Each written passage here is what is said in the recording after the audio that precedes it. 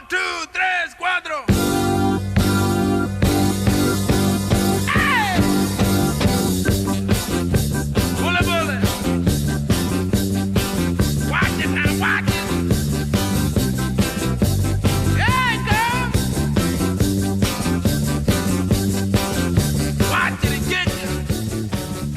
Годината е 1965.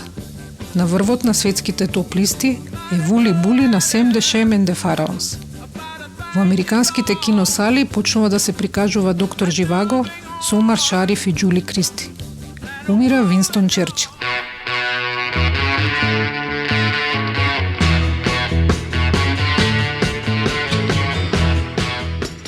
Ролинг Стоунс имат прв број 1 хит во САД. Битлси го изведуваат првиот концерт на стадион во историјата пред 60.000 луѓе. Премиерно се емитуваат цртаните со Том и Џери. Почнува војната во Виетнам и масовните протести. Со нив и хипи движењето и сексуалната револуција.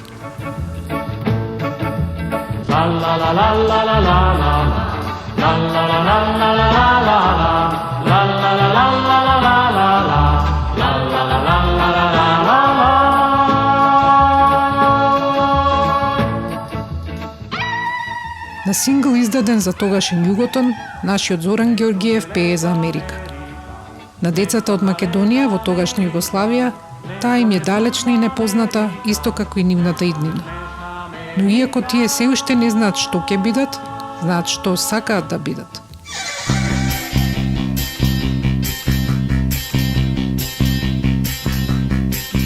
Јас сум Илина Јакимовска. Во оваа прва епизода од втората сезона на подкастот Обични луѓе ќе раскажеме приказната за тие деца од цела Македонија кои во 1965 биле 8 оделение, а денес се пензионери.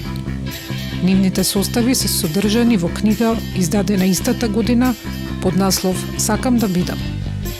Што сакале да бидат овие деца, а што навистина станале? Останете со нас.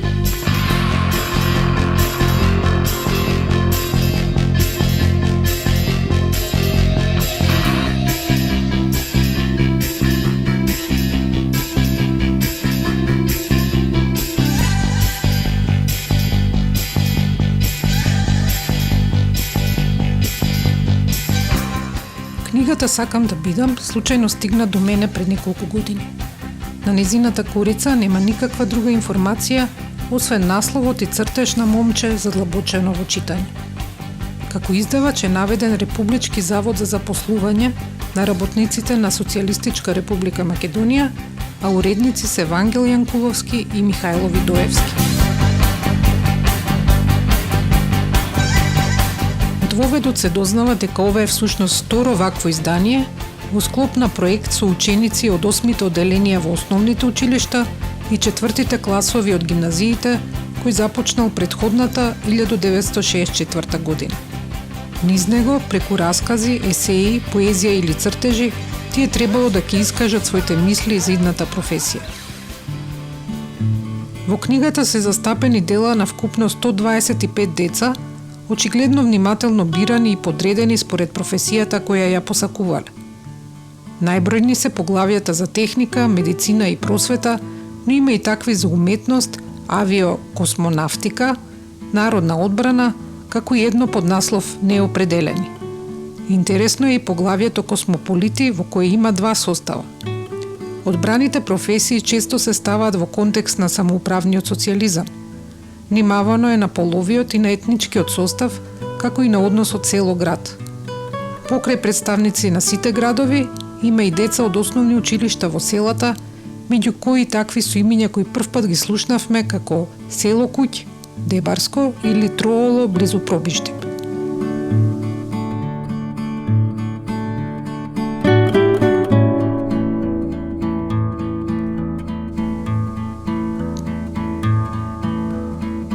Каде се сега овие деца? Кога книгата првпат стигна до мене, идејата беше потрагата по нив да биде преточена во документарен филм. Но по 4 години неуспешни обиди тоа да се оствари, сватив дека работата веќе не сме да се одложува.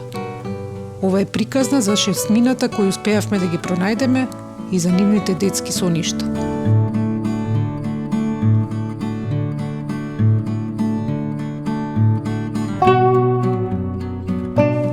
Поголем број деца во своите состави посакуваат да бидат лекари. Во воведот самите уредници поставуваат прашање, цитирам: дали ваквата масовност се должи на хуманоста на занимањето или авторитетот на името лекар пред нашиот човек? Познато е дека на оваа возраст кај децата преовладуваат топли и хумани чувства, алтруизам, социјабилност, самопоузданост и страјност. Затворен цитат. Помеѓу составите во поглавието медицина е и оној на Даница Тановска, Денестасевска од училиштето Мите Богоевски во Ресен. Неговиот наслов "На детското лице го немаше руменилото". Знам дека со учење секоја тешкотија се совладува. Потоа ме чека нова тешкотија, но јас сум поведена од желбата и на тешкотиите не им давам никаква важност. Ќе бидам лекар. Сонувам како да се наоѓам по голема сала, облечена сум во мантил, предчувствувам дека во болницата ќе се случи нешто и навистина вратата брзо се отвори, влегува една жена велејки: "Докторе, спасувајте, моето девојче е тешко болно." Влегува еден човек и во рацете носи едно девојче. Го земам девојчето, колку е бледо, на неговото лице не се забележува ни трага од детско руменило. Го ставам на креветот и почнувам да се припремам за операција. Возбудена сум. Тоа ми е прва операција. Девојчето има запаление на слепото црево. Мојата возбуда се претвора во храброст. Операцијата завршува успешно и јас сум среќна, ми пријатуваат сите и ми се заблагодаруваат. Горда сум што постигнав успех. Тоа ќе се повторува секој ден. Се разбудувам, дали тоа е сон? Не. Тоа е мојата желба што ме носи кон мојата иднина. Нас не чека иднината, ние припаѓаме нејзе, а таа нам. Ние сме листови на нејзината гранка, ја дишиме и осеќаме нејзината мириспа. Како се чувствува Даница сега кога ги чита овие редови? И сега ќе се расплачам. Да. Многу возбудено, ево, и сега солзим идат. Овдуно, многу возбудено и после 56 години. Како изгледало учењето и дружбата помеѓу децата во нејзино време? Сите бевме еднакви, тоа сакав да кажам. Униформи носевме на училиште. Имаше и некој една-две богати што беа од богати фамилии, меѓутоа ниту се истакнува, ниту пак им се љубомореше нами, ни завидуваше. Носевме униформи, на училиште бевме сите еднакви, се дружевме, игравме игри, народна топка, со топка само, бинек, да, игра беше тоа. И за денешни деца тоа е непознато и невидено. Да. Дружењето беше во нашето училиште идеа деца од околните села. Мите Богоевски се викаше училиштето. И зимите ви раскажав и предходно, зимите беа сурови, долги, снег до колена, патот родителите им го пробиваат додека дојдат од село до училиште во Ресен. Назад не може да се вратат и ние ќе се распределевме, ќе ги распределевме учениците по другарки секаде. Една другарка да земе едно девојче, машките машки зема и се случуваше да остануваат и по два вечери, два-три вечери да спијат кај нас и да се дружиме и да живееме јадење, спиење, се заедно да го правиме. Значи, немаше разлика во однесувањето, во дружењето, во сакањето. Се сакавме едноставно. Без љубомора, без злоба. После во нашето училиште имаше турска паралелка. Турски учениците, имаше дечиња ученици од турска националност. И ние баш се сеќавам, јас без 8 В, то беше другото АБВ, Г оделение и учевме со нив, алку бевме братски поврзани, што не ни сметаше апсолутно дека тие се турци или друга националност имаше. Меѓутоа турски паралелки во ова училиште имаше. Не албански, турски. И дружењето со нив остана и до ден денес. На пример за Бајрам одевме кај нив на гости, за Великден тие доаѓаа кај нас на гости. Контактирам уште со нив, имам другарка во Охрид, Кадрие, жена живеет во Охрид, контактирам со неја, имаме одени дење, Пакизе, Ралиде, Сумер и други имаше, ама веќе сум ги заборавила, кои се странство, кои не ги гледам, со овие контактираме само. И тоа е, мислам, другарството беше на нивои. Даница успешно го завршила основното и гимназијата, но во остварувањето на низината желба да се запише на медицинскиот факултет во Скопје се појавила една неочекувана препрека. Со татко ми отидовме во Скопје да се запишам на факултет. На факултет прво желба беше моја за лекар, меѓутоа на татко ми беше за стоматологија. И ајде, општо медицина се учи 2 години, ајде, реков, занаед било, стоматологијата била занаед и татко ми настојуваше, викат, занаед си е занаед, секогаш ќе ти притреба керко во животот, ајде добро да го послушам. И отидовме да се запишувам на факултет, меѓутоа еден случај имаше, смртен случај, го вадеа покрај капелата, поминавме тука, и многу се возбудив, многу се исплашив, се нажалив, натажив, ги гледав кај што плаче, сигурно се работеше за млада особа, и да ви кажам, толку се разочарав и јас му реков на татко ми, не ни покушавај да одиме, да се запишам во деканат да влезиме, да се запишам, зашто еден негов пријател не чекаше, ние не знаевме каде треба да се обратиме. И се врати, јас не можам да одам на овој факултет, да се вратиме назад вознемирена. Отидовме кај тетка ми и сега размислуваме каде да се запише.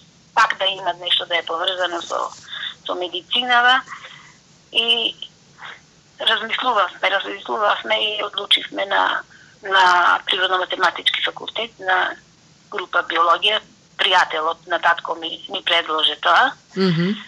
И отидовме горе на Зибава, се запишав на факултет и редовно го завршив факултетот.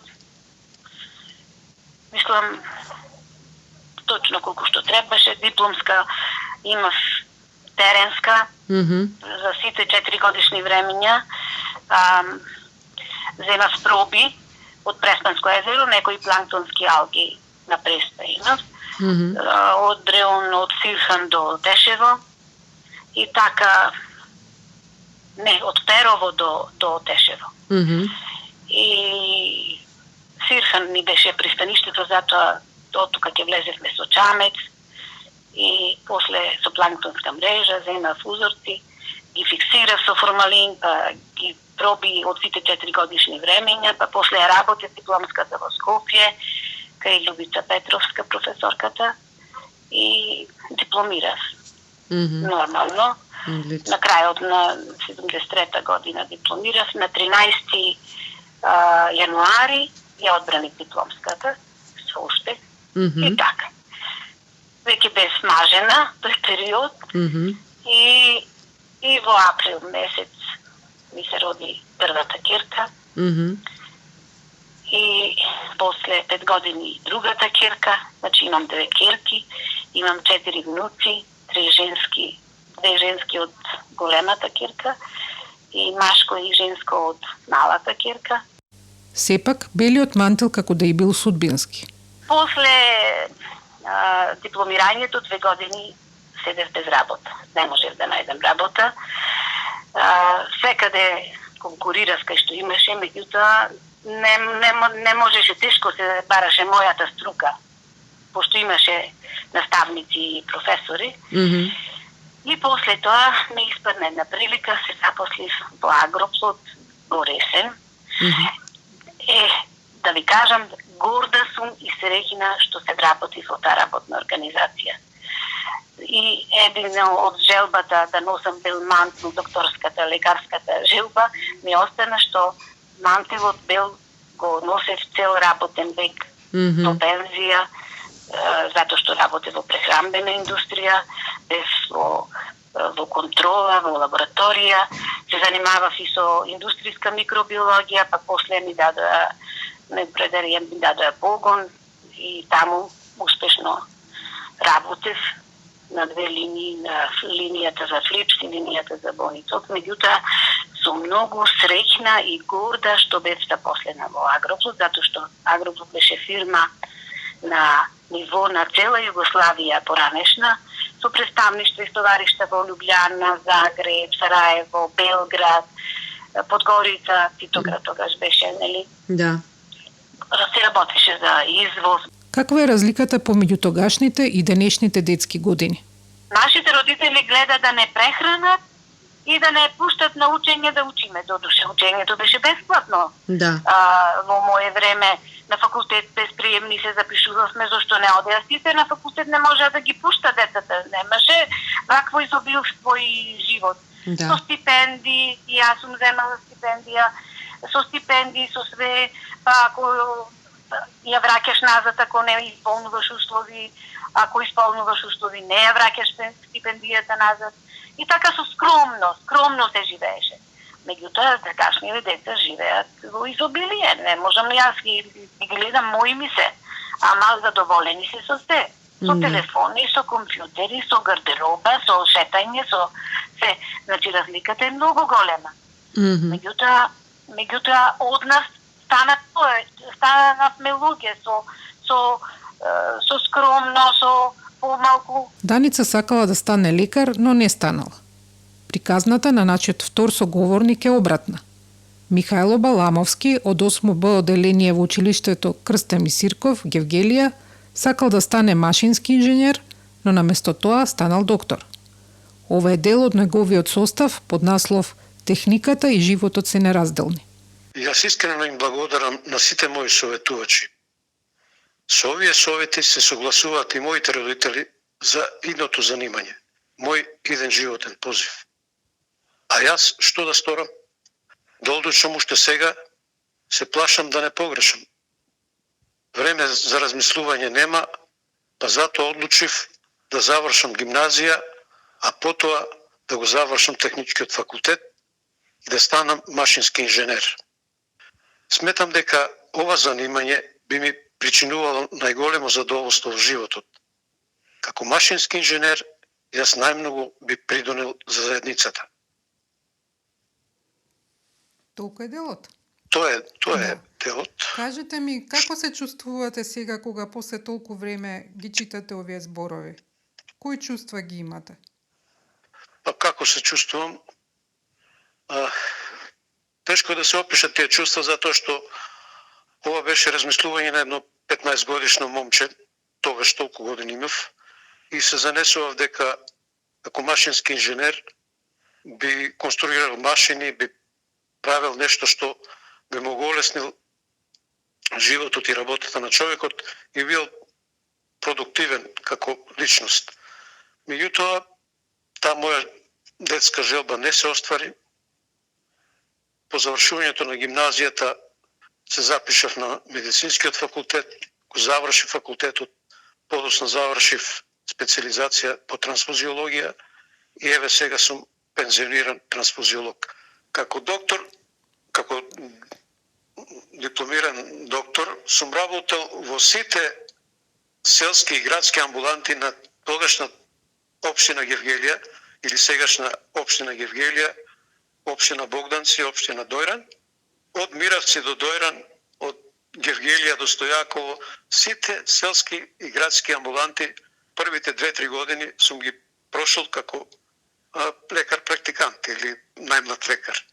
Дури да стасам до кандидатура за специализација и избор на доктор за специализант, така да моето прво лекарско искуство е амбуланта од најмалото село кај што постоела амбуланта во поранешната општина Гевгелија, па до општата болница во Гевгелија. Сум ги прошол сите скалила на постепено качување во мојата струка. Но освен неостварената желба за машинството, тој имал уште една, поамбициозна. А едно време, додека учев гимназија, се издиференцира тоа моја замисла да бидам инженер се профилира како да сакам да продолжам не во машинскиот дел, него во микроструктурата на материјата, да изучувам физиката. Се воодушевував од пронадоците на Никола Тесла, од теоријата на Макс Планк, од теоријата на Ајнштајн и сакав да се запишам во тие години, трета, четврта година гимназија, кога уште не бев определен за медицина, да бидам инженер по атомска физика или некое друго звање, кое се наука која атомската физика, мислам дека би ми била уште поголем предизвик од инженерството и би бил како човек, како граѓанин на тогашна Југославија, би бил многу попродуктивен од ината моја професија што избрав да бидам доктор. Меѓутоа, ете така, сите тие мои детски желби и фантазии завршија со определба да станам доктор и така го завршив тоа моје детско фантазирање и патешествие во сановите.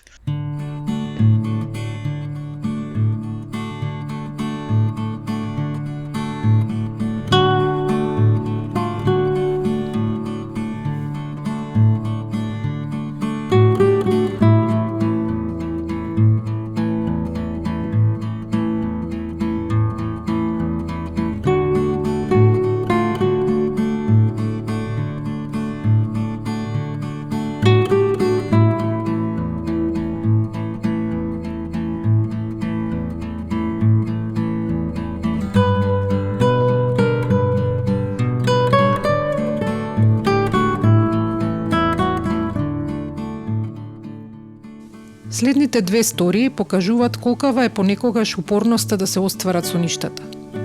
Составот на Марија Пачаразлиева, Денес Кундурџиева од Богданци има дециден наслов Учителка ќе бидам. Учителот е оној кој не учи на писменост, оној што прв ни го покажува патот што води во огромната ризница на знаењата, книгите. Сето она што учителот им го доставува на малите, тоа е огромното човеково искуство. Тоа е човековиот труд и пронајдоците собрани од многу столетија. Учителот е тој кој ги поведува младите по прекрасниот пат на вистината, по патот што води во тајните на науката и природата, зборувајќи за минатото на нашите народи, за тешкотиите, робските денови, за сиромашниот неподнослив живот. Затоа, јас би била среќна кога некогаш би се нашла меѓу учениците како нивна учителка. Би била среќна кога од малите немирни дечиња би направила вредни граѓани на нашата татковина. Дали оваа моја единствена желба ќе се оствари? Не знам. Но сепак во животот не треба да се губи надеж. Сега треба да знам дека во животот се постигнува со учење, со работа. И покрај незината решителност, остварувањето на желбата морало да почека. Желбата за учителка се роди од најраното детство. Често и сама се играв на учителка, а ученици ми пеа разни предмети. И од одделение во одделение таа желба се разгоруваше. Во 8 одделение, преку проектот професионална ориентација, мојата желба ја преточи во писмен состав со наслов Учителка ќе бидам, сместен во книгата Сакам да бидам. Но многу пати желбите не се остваруваат или се одлагаат. Така се случи и со мојата желба. Таа 1965 година се учи на средната учителска школа, која ја имаше само во Скопје. Најприфатливата опција за моите родители и за мене беше Гевгелија, средно економско или гимназија. Јас се определив за гимназија, за потоа да студирам нешто од просветителската дејност. По завршувањето на гимназијата, повторно многу патишта и дилеми. За моите родители беше претежок товар да ми овозможат студии во Скопје. Јас и мои 2-3 соученички ја прифативме најевтината опција во тоа време. Виша економска школа во Прилеп. Замислете, јас толку го мразев економското училиште и за да не останам само со гимназија, ја прифатив таа опција. Тоа беше 1970-71 учебна година. За жал, по една година морав да се вратам дома поради финансиски колапс на семејството и здравствени проблеми на мајка ми. Во 1972 година Марија се вработува во Млаз Богданци во книговодство. Согласно работното место, продолжува да студира вонредно на Вишата економска школа. Во меѓувреме се мажи и добива 2 деца, ќерка и син. Паралелно со сопругот, кој е наставник, работат и земјоделие, но мислата за учителка не и дава мир. Работата во Млаз буквално ме беше измачување. Не гледав никаква перспектива, тоа беше спротивно од моите таленти. Додека уште бев на веш, не ја довршив за 3 испити. 1985 година се запиша воредно на Педагошка академија Штип. Буквално учев без див, без одмор. Со огромна сила, ентузијазам, сега знам и Божја помош, дипломирав октомври 1986 година. Ми се случуваше по 20 пати да ја отворам дипломата и да препрочитувам дека сум моделенски нацрт.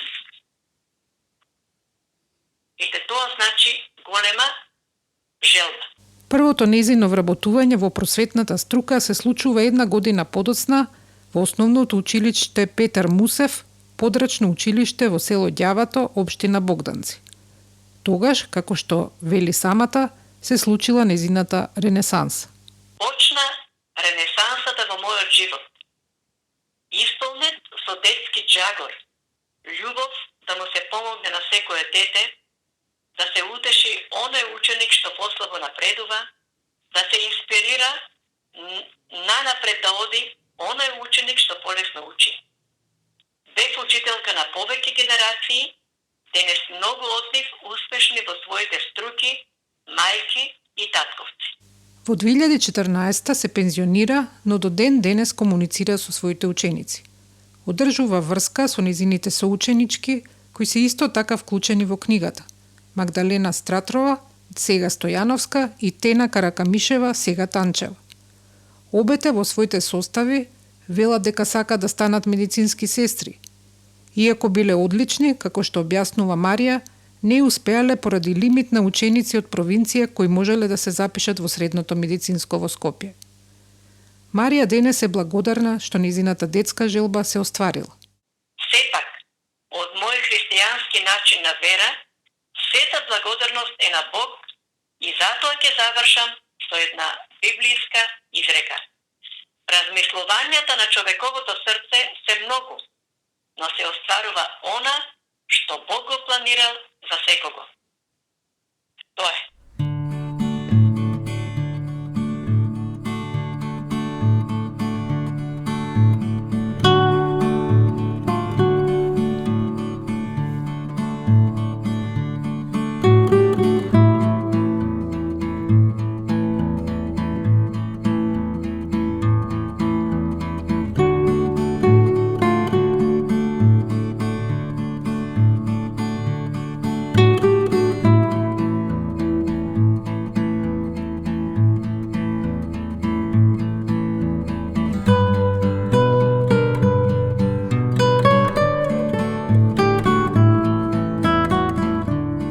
Слична е приказната на Василка Прочкова, денес Петрова, од основното училиште Страшо Пинџур од Неготино, која денес живее во Демиркапија. Насловот на незиниот состав во рубриката Уметност е Денот на Зајдисонце. Денот е на Зајдисонце. Го гледам за оѓањето. Жолто-црвената светлина се губи зад хоризонтот. Чиниш пожар се гаси. Во пейсаж се оцртува мала куќа засенета од разгрането дрво и обградена со прекрасна околина. Последните зраци од сонцето продираат низ младите гранчиња и им даваат свежина. Гледката е прекрасна и сакам за секогаш да остане со мене. Мислите се претураат во мене. Што сакам да бидам? Што ќе бидам? Јас ќе бидам уметник, сликар. Ќе го нацртам хоризонтот и реката зад него, и градот, и се ќе соберам во еден пейсаж. И ќе го донесам во собата. Во мојата соба. Мозаикот, парче синиво од небото, зелениво од земјата и 1000 хоризонти. И покрај талентот за сликање и уметност, животот ја однел Василка на друга страна. Под влијание на родителите се запишала во гимназијата во Неготино, а потоа од практични причини, како што самата вели, го завршила економскиот факултет во Скопје. Сепак, во незиниот случај, со вонредно студирање успеала барем да се приближи до посакуваната струка. Тоа се пенеше, нели, економијата беше во просперитет и економските науки беа потреба и нели за работа и за онака. Јас имав така дарба. Можев секаде да се снајдам и така, ајде, се запишав заради тоа на економскиот факултет. Меѓутоа, остана во мене така, нели, таа мисла за учител, кога се помажев, дојдов во Демиркапија и тука имаше потреба од воспитачи. И воредно завршив воспитачки смер и така почнав да работам како воспитач. Тоа значи во градинка, така? Да. И така цел мој работен стаж помина со таа стручност. Така, дали сега кога ќе се навратите, дали мислите дека добро сте одбрале? Дали сте задоволна? Да. Тоа ми беше во основа правата желба. Македонскиот јазик, поезијата, прозата, нели ги сакав. И другите обштествени така науки ми лежеа, тоа психологија и педагогија, фактички, значи, бев повеќе за таа професија, како наставник, како учител, како... Животот во Неготино во незините адолесцентски години бил интересен. Имавме ние тогаш и матинеа, имаше за средношколците, нели, во тие времења. И имавме разни забави, за сите празници имаше секакви забави, па во Неготино имаше и матинеата беа, нели, попладне, навечер имаше други журки.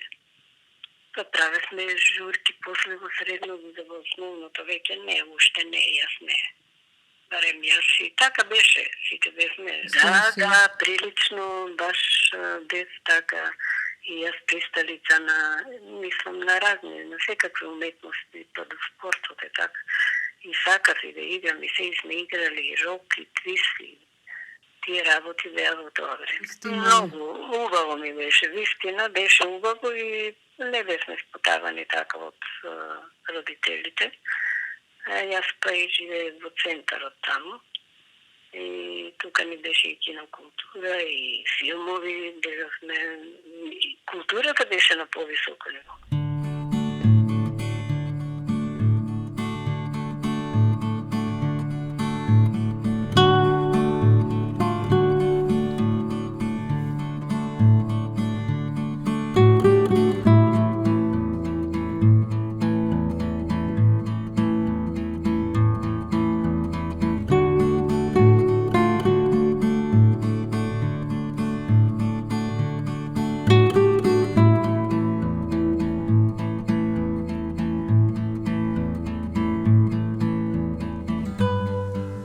Божинов во 1965 учел во 8 В оделение во училиштето Мануш Турновски во Ново село Струмичко. Неговиот состав е дел од поглавието неопределени, затоа што во него тој вели дека не може да се реши помеѓу три прилично различни професии – инженер, геолог и поет. И дека затоа најпрвен ќе се запише во гимназија, одлука што подоцна се покажала како исправна.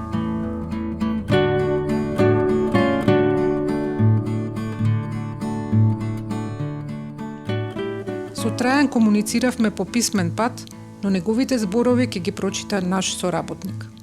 Како се чувствувам сега кога разгледувам книгата? Како да држам фотографија. Стара, пожолтена од времето, помалку извиткана, ама сепак драга. Почетокот на неговата професионална определба се случила токму во гимназија. Во 4-та година станал надворешен соработник на Институтот за фолклор. Тогаш успел да транскрибира, односно да отчука на машина фолклорни материјали снимени на ленти, за што добил и пристоен хонорар.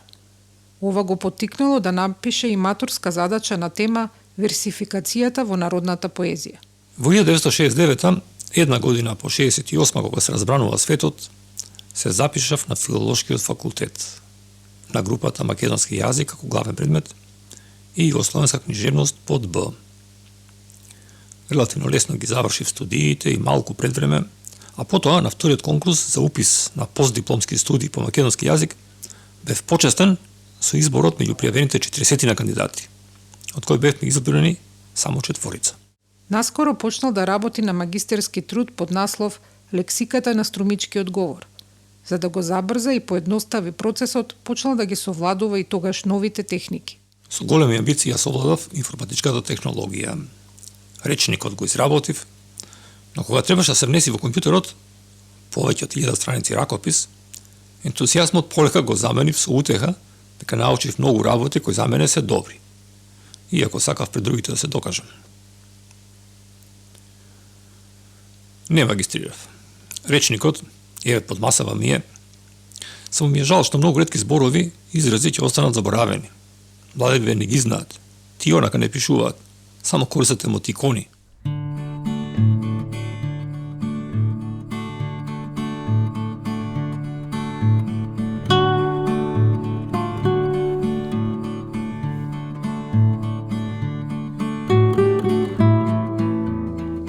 Трајан станал професор по македонски во средното училиште Никола Каре во Струмица.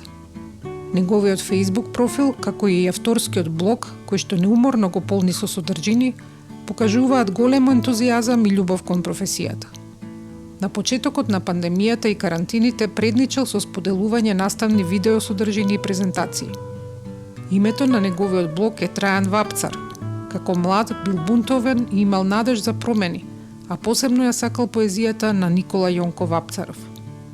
Иако е загрижен за судбината на денешните млади, кои често бираат да заминат од татковината, тој не се откажува.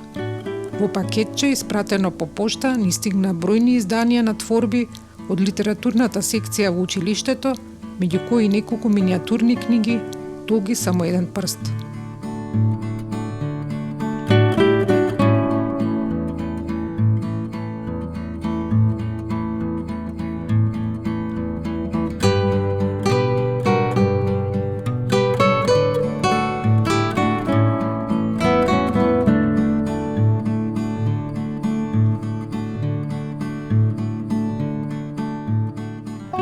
Животот на оваа генерација е огледало на сите историски премреџја карактеристични за втората половина на 20. век. Последиците од Втората светска војна, подемот и распадот на Југославија, формирањето на независна Македонија. Професионално најповрзан со сите овие настанни бил нашиот следен соговорник. Јас сум професор доктор Владимир Остаковски. Меѓународно јавно право е мојот главен предмет. Во пензија сум веќе 3 години. Неговиот некогашен состав е еден од само двата содржани во поглавието журналистика, а насловот гласи «Мојата желба е посилна од се». Најголема желба ми е да бидам новинар, сум напишал. Како таков сакам и ќе се трудам со моите написи и информации во печатот да ги запознавам, да го запознавам граѓанството за многу настани од странство и земјата. Сакам да доживеам еднаш како пред продавачот на весници во редица чекаат многу читатели да купат весник за да го прочитаат мојот сензационален напис за некој настан. Го сакам новинарството и затоа што е близко на литературата која ги запознава и изближува луѓето. Зарем сите ние ќе го чуевме името на Хемингвеј, Толстој, Джек Лондон, Андрич, ако не ги дадоа своите прекрасни дела. Не. Новинарството за тогаш младиот Владимир се надоврзувало на неговата жет за читање. Сепак, нештата и во неговиот случај не оделе баш праволиниски. Запишав гимназија после осмолетката во Гевгелија, добра беше гимназијата, солидна, но интересно математичка насока одбрав, бидејќи и математиката ми одеше исто толку добро, колку македонскиот јазик, литература, филозофија, логика, социологија. Факултетот за политички науки во Белград го запишав кога ја земав матурата. Иначе за матурата ја земав од литературата од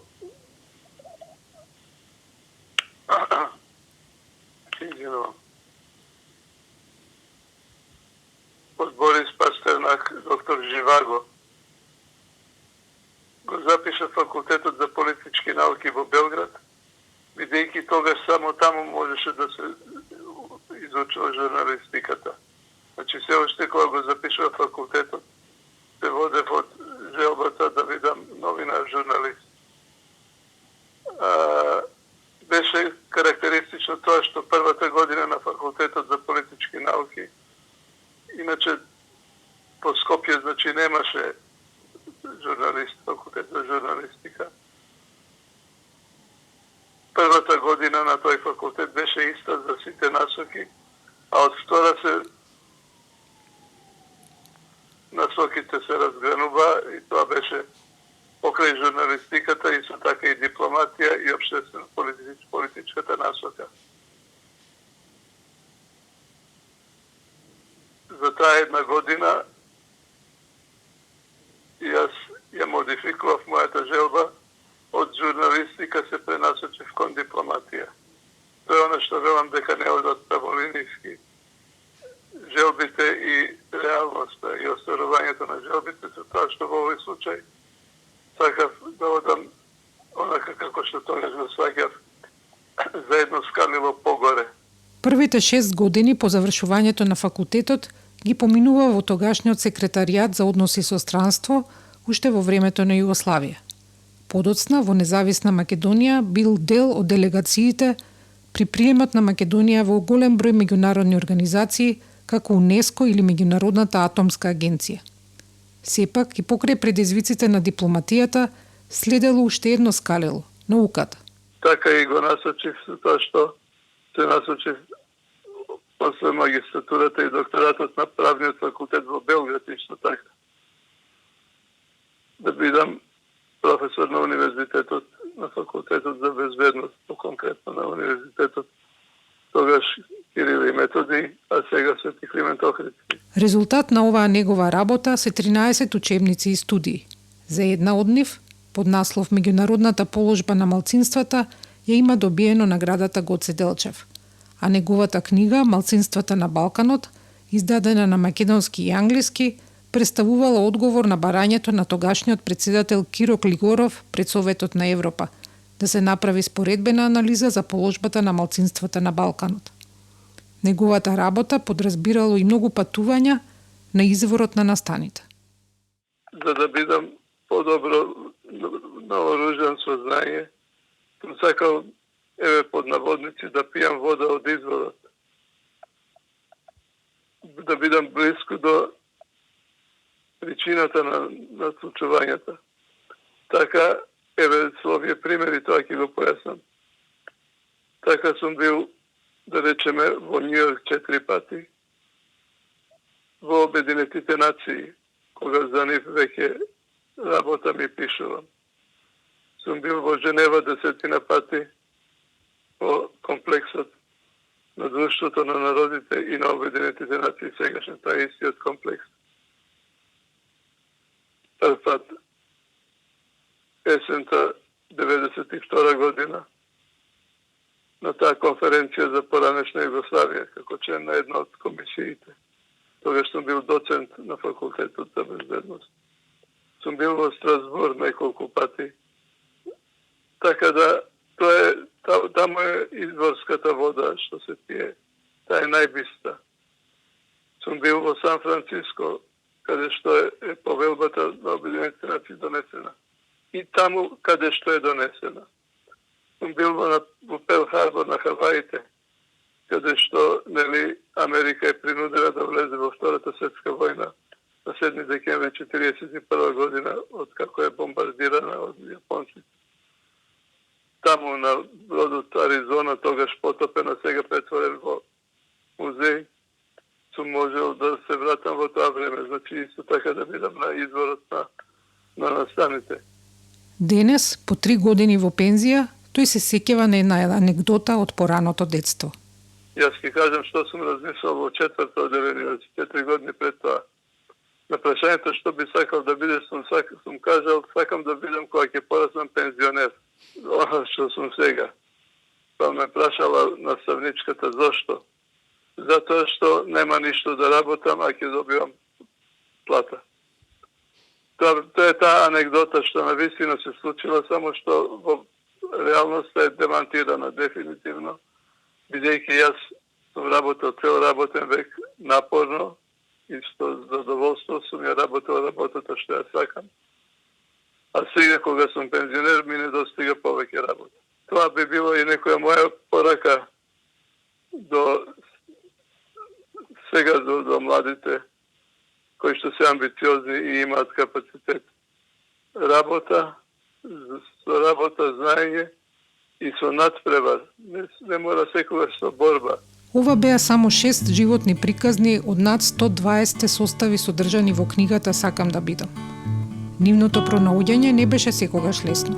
Поради возраста, повеќето од нив не користат социјални мрежи, жените по мажењето ги имаат сменето презимињата, некои од нив се иселени или за жал веќе починати. Им благодариме на некогашните 8 оделенци Владимир, Даница, Михајло, Марија, Василка и Трајан. Тие доживеале остварување на нивните детски желби или пак истите ги реализирале низ други професии. Но како би одговориле на прашањето што сакате да бидете кога ќе пораснете денешните деца? На 6 состави од 1965 спротивставуваме изјави на 6 деца на слична возраст во денешната 2021 година. Добар вечер. Јас сум Иван. Јас не знам како ќе бидат условите во идената и пак од што ќе заработувам пари или што ќе ми биде моја професија. Ама јас моментално имам интереси за лингвистика, интереси за уметност и за музика. Здраво, јас сум Ведрана, имам 13 години. Во идене јас би сакала да бидам аниматор на компјутерски анимации или да правам видеоигри да ги програмирам. Здраво, јас сум Марко. Кога ќе пораснам сакам да бидам ракометар. Здраво, јас сум Војдан, имам 12 години и кога ќе пораснам сакам да бидам астронавт, бидејќи сакам да истражувам различни планети и да откривам различни водземји. Јас сум Петар, имам 14 години, кога ќе пораснам сакам да бидам електричар и енергетичар за висок напон. Здраво, јас сум Софија, имам 12 години и кога ќе пораснам би сакала да бидам уметник кој што се занимава со дигитално цртање. На овие и на сите други денешни деца им посакуваме да си го најдат патот. Може би за 50 на години некој друг ќе направи слична емисија во која ќе дознае што навистина станале. Ние само се надеваме дека што и да одберат, ќе бидат среќни.